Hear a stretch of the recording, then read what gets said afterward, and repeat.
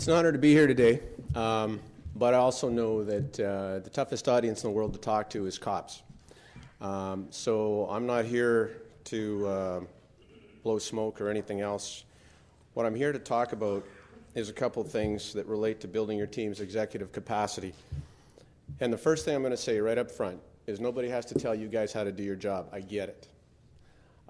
Anything I say here relates to my world, and I would never presume to tell you that this is the way it should be done or that's the way it should be done or anything else, because the reality is you guys are all in high-paying jobs and you didn't get there because your dad was the chief of the day or whatever.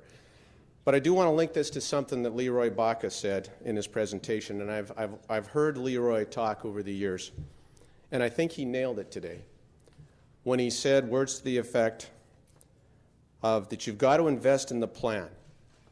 You've got to make sure the core values connect not only with the community, but with your guys. There has to be that connection, because I can tell you this, having worked closely under 5 chiefs, I've seen some of the best plans, strategic plans in the world come to absolutely nothing.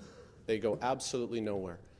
Because at the end of the day, you as the chief or the deputy chief can't do it. You got to rely on your people. And you know what? That's the toughest thing in the world. So we can talk about systems and processes and all the wonderful things that systematize our strategic planning processes. But if you don't have that guy you can rely on as a district commander, if you don't have that guy that can convince his people that this is a worthwhile plan and that they're going to be the emissaries in the community, then you know what? It's going to be a book that gathers dust on a shelf. And as I say, building the strategic plan is easy. Getting buy-in from the members and executing the plan is the most difficult thing. And the key is picking the right people. And everybody knows that that's it, but you know what? Why do we do such a poor job? Shortly after I got back to Calgary, I was in the weight room. And not because I was weightlifting, but I was on a treadmill.